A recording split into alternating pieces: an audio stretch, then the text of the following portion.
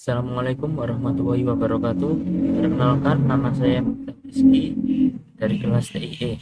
Saya akan menjelaskan tentang model infrastruktur jaringan. Pengertian sistem komputer. Sistem komputer adalah sekumpulan perangkat keras, perangkat lunak, dan manusia yang saling berinteraksi untuk mengolah data menjadi informasi. Perangkat keras bertugas memproses dan menyimpan data. Perangkat lunak menyediakan instruksi serta aplikasi yang dibutuhkan. Sementara pengguna berperan sebagai pengendali utama. Dengan adanya sistem komputer, pekerjaan manusia bisa lebih cepat, akurat, dan efisien. Contohnya dalam kegiatan sehari-hari. Komputer digunakan untuk mengetik, mengelola data keuangan, hingga mengakses internet. Pengertian sistem terdistribusi. Sistem terdistribusi adalah kumpulan komputer yang terhubung melalui jaringan dan bekerja sama seolah-olah membentuk satu sistem tunggal. Setiap komputer dalam sistem ini bisa berada di lokasi berbeda, namun pengguna tetap merasakan layanan seolah berasal dari satu komputer saja. Ciri khas sistem terdistribusi adalah transparansi. Pengguna tidak tahu proses tersebar di banyak komputer.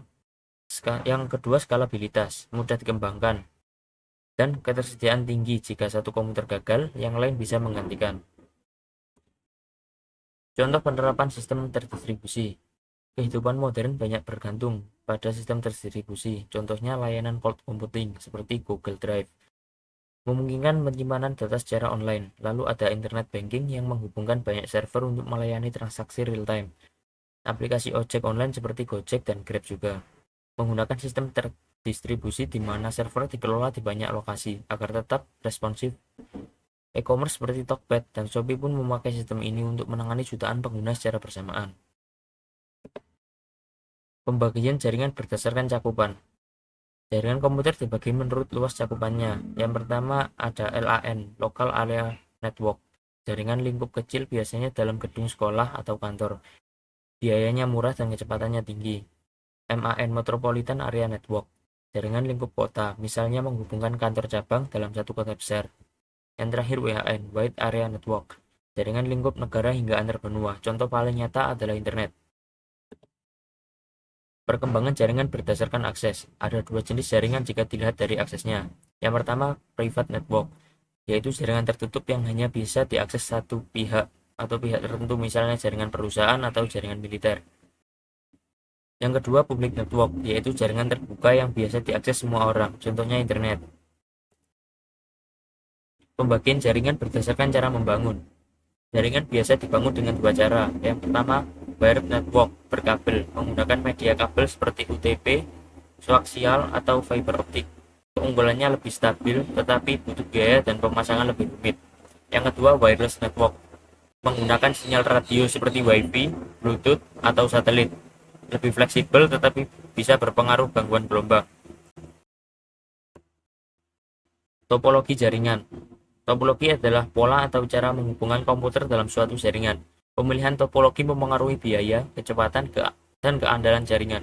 Beberapa jenis topologi umum adalah bus, star, ring, dan mesh. Topologi bus. Pada topologi bus, semua komputer dihubungkan dengan satu kabel utama. Jika ada satu komputer yang ingin mengirim data, maka data akan mengalir melalui kabel utama ini. Kelebihannya adalah sederhana dan hemat biaya, namun kelemahannya jika kabel utama rusak, maka seluruh jaringan akan terganggu, dan semakin banyak perangkat yang tersambung, performanya menurun. Topologi star. Pada topologi star, setiap komputer terhubung ke perangkat pusat seperti hub atau switch. Semua komunikasi antar komputer melewati pusat ini. Keunggulannya adalah mudah dikelola dan jika satu komputer rusak tidak mengganggu komputer lain. Kekurangannya, jika hub atau switch bermasalah, seluruh jaringan bisa lumpuh. Topologi ring. Topologi ring membentuk jaringan melingkar. Setiap komputer terhubung dengan dua komputer lain, sehingga data mengalir searah seperti cincin. Kelebihannya adalah performa stabil meski banyak perangkat, tetapi kelemahannya jika satu perangkat rusak, maka jaringan bisa terputus. Topologi mesh. Pada topologi mesh, setiap komputer terhubung langsung ke semua komputer lain. Hal ini membuat jaringan sangat andal karena tidak ada satu titik kegagalan. Jika satu jalur rusak, data bisa mencari jalur lain.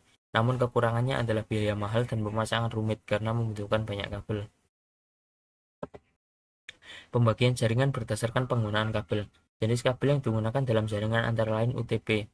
Kabel paling populer, murah, dan mudah dipasang. Yang kedua STP, mirip UTP tapi dilapisi pelindung agar tahan gangguan. Yang ketiga fiber optik, menawarkan kecepatan tinggi dan bisa digunakan untuk jarak jauh. Dan yang terakhir koaksial, digunakan pada jaringan lama, kini jarang dipakai. Jaringan berdasarkan suaranya. Dalam jaringan komputer pengiriman data biasa dibagi menjadi beberapa jenis. Yang pertama unicast, pengiriman dari satu perangkat ke satu perangkat lain. Yang kedua broadcast, pengiriman dari satu perangkat ke semua perangkat dalam jaringan. Yang ketiga multicast, pengiriman dari satu perangkat ke beberapa perangkat tertentu saja. Yang terakhir anycast, pengiriman dari suatu perangkat ke perangkat terdekat yang tersedia.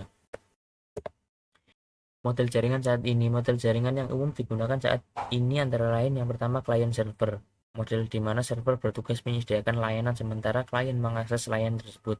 Contoh web server, database server. Yang kedua peer-to-peer, setiap komputer berperan sebagai klien sekaligus server, contohnya file sharing atau torrent. Yang terakhir hybrid model, gabungan keduanya misalnya cloud gaming yang memakai server pusat tapi juga memungkinkan komunikasi antar pengguna. Terima kasih. Wassalamualaikum warahmatullahi wabarakatuh.